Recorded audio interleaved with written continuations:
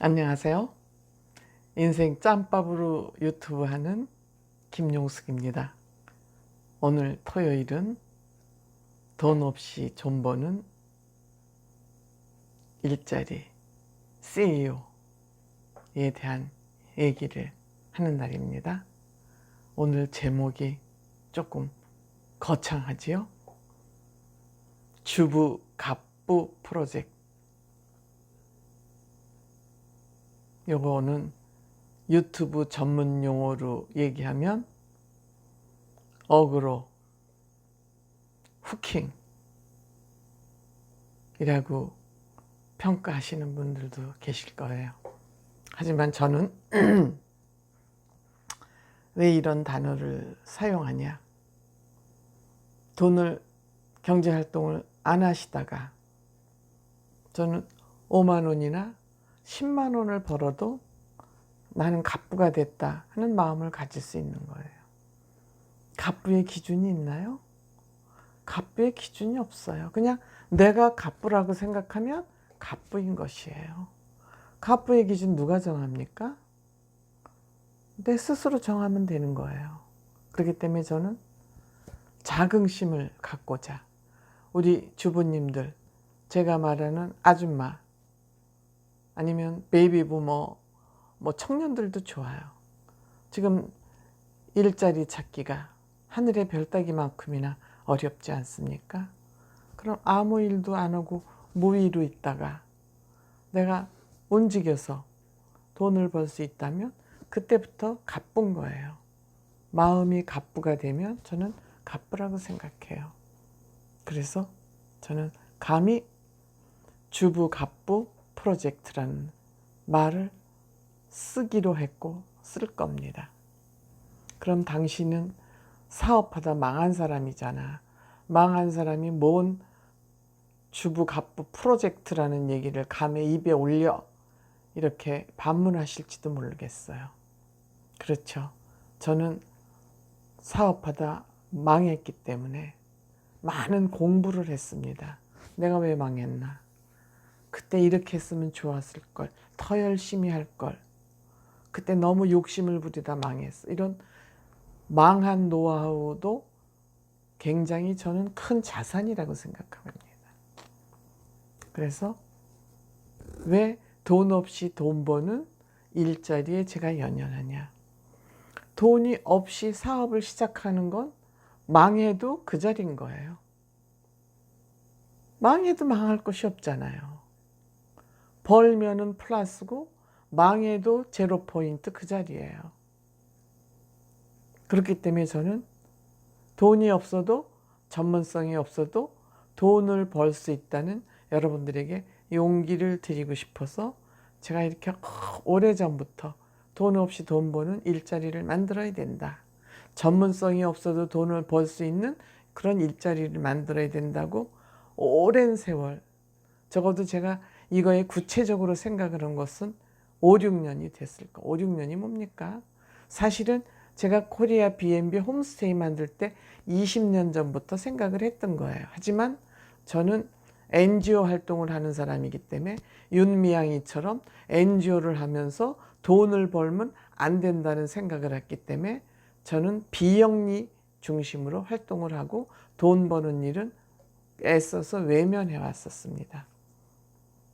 그렇지만 그것은 저의 결벽증이라는 결론을 내렸고 여러분들 제 유튜브 시청자들께서는 대부분이 미스터 트롯 애청자이시면서 팬이십니다.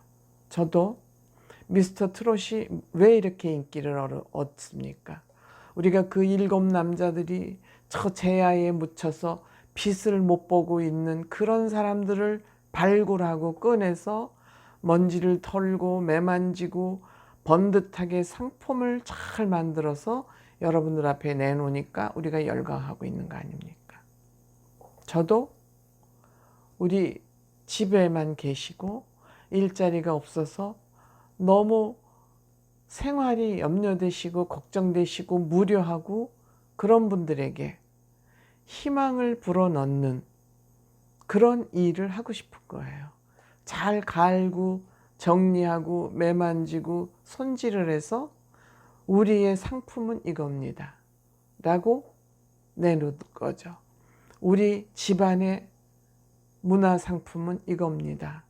우리 집안에서는 김치를 이런 식으로 담습니다. 우리 식구들은 제사를 이런 식으로 지냅니다.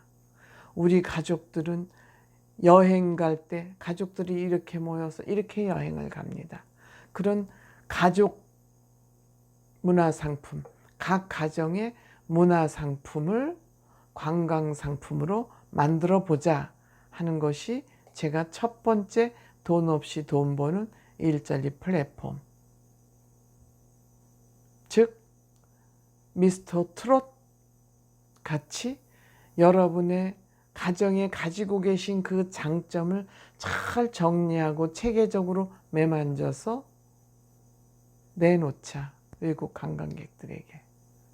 그래서 관광객을 우리 안방으로 초청해서 우리는 이렇게 살아, 우리 밥맛도 좀 보고 가고 우리 집 음식 맛도 보고 가고 우리 가족들하고도 좀 가깝게 지내면서 국제교류합시다. 이것이 제가 말하는 코리아 B&B의 포인트입니다. 여러분들이 가지고 있는 빈방, 여러분들이 남편이 은퇴하고 아니면 아내가 은퇴하고 자녀가 직업을 못 구하고 있으면 다 모여서 만들면 되는 일자리입니다. 그래서 제가 오늘은 집에서 늘 일을 해야 되기 때문에 한 달에 15일만 일하고 300만 원 벌 수 있다면 투자하지 않고 아주 미니멈으로 잡아서 300만 원만 벌 수 있다면 훌륭한 거 아닌가요? 투자되는 돈 없는데. 그래서 이 얘기를 좀 구체적으로 어떤 장점이 있는지에 대해서 말씀드려 보겠습니다. 우선 돈이 없어도 돈을 벌 수 있다는 거, 특별한 장소가 없어도 집에서 하면 된다는 거. 제가 먼저 번에 그 얘기는 말씀드려 놨기 때문에 돈 없이 돈 버는 일자리라는 그 섹션에 들어가면은 제 유튜브가 있으니까 그걸 참고로 보시면 되겠고요. 그 다음에 여러분들이 전문성이 없어도 된다고 또 말씀드렸습니다. 그리고 제가 하고자 하는 이 상품은 대한민국의 장점인 인정문화, 감성문화를 관광상품으로 만들자는 것입니다. 이거는 무슨 얘기냐? 우리 한류가 세계적으로 이렇게 선풍을 일으킬 수 있는 것은 배우에 대한 관심도 높지만 그 전에 한국 드라마로부터 출발합니다. 한국 드라마에 누가 등장합니까? 한국 어머니들이 등장합니다. 거기서 외국 사람들이 놀란 게 뭐냐면 그 어머니들의 희생, 가족을 위해서 어머니들이 하는 희생에 깜짝 놀랐다고 합니다. 그러고서 들여다보니까 배우들이 이뻐. 옷도 세련되게 입었어. 연기도 잘해. 이렇게 해서 그것이 연기자나 연예인들에 대한 관심으로 넘어간 겁니다. 그러니까 이 스타트는 한국 문화라는 것을 우리는 잊으면 안 됩니다. 그 한국 문화 중에서도 가족 문화입니다. 가족 문화 중에서도 어머니의 희생이 거기에 깔려 있는 거죠. 그렇게 해서 한국 가족 문화를 세계에 홍보하고 파는 거다. 그 인정 문화를 관광상품화 하는 것이다. 사실 외국에 비교해서 우리나라의 관광 자원 열악합니다. 중국이나 여러분들 동남아, 유럽 이런 데에 비교하면 우리나라 관광 자원은 정말 열악합니다. 그럼 뭐하고 외국의 관광 상품하고 경쟁을 하겠습니까? 우리가 경쟁할 수 있는 거는 한국의 인정 문화입니다. 어서와 한국은 처음이지라는 프로그램이 있죠. 우리는 우리의 문화를 너무 소홀하게 생각한다는 것을 그들의 눈을 통해서 알 수 있습니다. 우리는 아무렇지도 않고 별것도 아니고 시답지 않은 것처럼 생각하지만 그들은 한국에 와서 감동을 받지 않습니까? 저는 그렇게 서울 야경이 아름답다고 생각해 본 적이 없습니다. 그렇지만 한국 야경, 24시간 문화 이런 거에 대해서 감동받지 않습니까? 우리 가족 문화 우리는 별게 아니라고 생각하지만 그들에게는 엄청 따뜻하고 정스러운 문화입니다. 그래서 외국 자연 관광 자원이 풍부한 외국 관광과 경쟁에서 우리는 인정 문화로 승부할 수 있습니다. 더구나 지금 한국 음식의 세계화, 옛날에는 외국 사람들이 한국 음식을 먹으면 이렇게 해서 쳐다보고 이렇게 하고 의심을 품고 밥을 먹었었습니다. 그런데 지금은 그냥 턱 집어서 턱, 한국 음식이 그만큼 세계화가 되어 있기 때문에 한국 음식에 대한 의심이 없습니다. 그렇지만 그들은 한국 음식을 먹고만 갑니다. 먹고만 가기 위해서는 한국 음식이 세계화하는 데 한계가 있습니다. 홈스테이를 통해서 우리가 같이 먹고 자고 살을 부딪히면서 한국 음식 만드는 조리법을 가르쳐 줄 수 있습니다. 전 국민이 한국 음식 세계화의 천병이 될 수 있는 겁니다. 얼마나 근사한 일입니까? 그 다음에 대한민국에 오는 관광객은 싸구려 관광, 화장품 사러 간다, 쇼핑하러 온다. 이 정도에 머물러 있습니다. 그냥 게스트하우스나 호텔에 가서 그냥 한국은 비교적 관광이 저렴해. 그래서 한국 여행사들이 그냥 그 가격 경쟁을 피나게 해가지고 더 이상 가격이 내려갈 수 없을 정도로 가격 경쟁을 해가지고 자기 살 파먹기를 하고 있습니다. 안 되죠. 우리나라 관광을 문화관광으로 업그레이드 합니다. 해야 됩니다. 그것이 뭐냐? 우리의 정신문화, 생활문화를 얹어서 부가가치가 높은 관광상품을 만드는 것을 한국의 어머니들, 한국의 주부들이 할 수 있습니다. 왜? 한류가 우리 대한민국 가족문화에 관심, 그 중에서도 엄마들의 가족을 위한 희생에 그들이 공감하고 감탄했기 때문입니다. 엄마가 아니면, 주부가 아니면 할 수 없죠. 아무리 남편과 자식이 하고 싶어도 엄마가 노 하면 못합니다. 그렇지만 엄마가 딱 중심을 잡고 하면 남편, 자녀 다 이 일에 참여할 수 있습니다. 가족 관광회사가 되는 겁니다. 그 가족 관광회사가 할 일은 제가 다음 편에서 또 구체적으로 설명해 드리도록 하겠습니다. 그러면 지금 우리나라 이혼율이 세계 1위라고 합니다.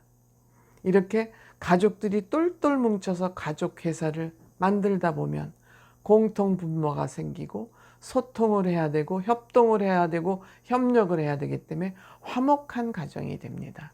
이것은 이혼율을 떨어뜨릴 수 있는 가족 문화가 되기도 합니다. 그리고 우리가 아까도 얘기했지만 우리의 전통 문화를 모르고 삽니다. 그리고 어줍지 않게 무슨 서양 문화를 흉내내는 것이 문화인 것처럼 착각을 하고 삽니다. 저는 그걸 꼴값 문화라고 합니다. 죄송합니다. 거친 말을 써서. 우리 문화도 제대로 모르면서 외국 문화나 흉내내는 것이 문화인인 척하는 거, 저는 그걸 꼴값 문화라고 합니다. 우리 문화를 제대로 이해하고 그 위에 외국 문화를 경험 삼아서 경험을 통해서 우리나라 문화에 접목하는 것이 제대로 된 문화지. 언어도 마찬가지입니다. 한글도 제대로 모르는 애들을 영어 가르친다고 영어 유치원을 끌고 다니는 것이 우리나라의 문화 수준입니다. 지금. 저는 이것도 꼴값이라고 생각해요. 엉덩이에 뿔난 문화라고 생각해요. 제가 이 얘기 왜 하냐. 우리나라의 문화가 소중한 문화이고 동방예의주의국이라고 외국에서 찬사를 받던 문화를 다 무덤에 묻어버렸습니다. 이거를 살려내야 되겠죠. 그러니까 이 KBNB, 즉 일명 홈스테이는 우리나라 문화를 바로 알고 우리나라 문화를 바로 세우고 우리나라의 문화를 세계에 알리는 것이 이 홈스테이의 특징입니다. 그거를 통해서 우리가 돈을 벌 수 있다면 이거야말로 종합문화 관광 활동이 아니겠습니까? 이로 인해서 우리 대한민국 국민이 문화인으로 거듭나는 겁니다. 우리가 무슨 비싼 와인이나 마시고 비싼 레스토랑 가서 뭐 스테이크를 썰고 이런 게 문화가 아니라 정신문화가 올거든 정신문화하고 경제발전이 같이 갈 때 진정한 문화이지 우리나라는 경제발전이 정신문화를 다 먹어버렸습니다.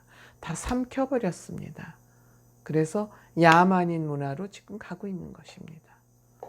이런 시점에 제가 이 홈스테이 KBNB를 중요하게 생각하는 것은 일거다득 경제활동, 정신문화를 바로 세우고 한 나라의 국민으로서 국가를 위해서 일하고 또 이로 인해서 제3의 한류가 만들어질 수 있습니다.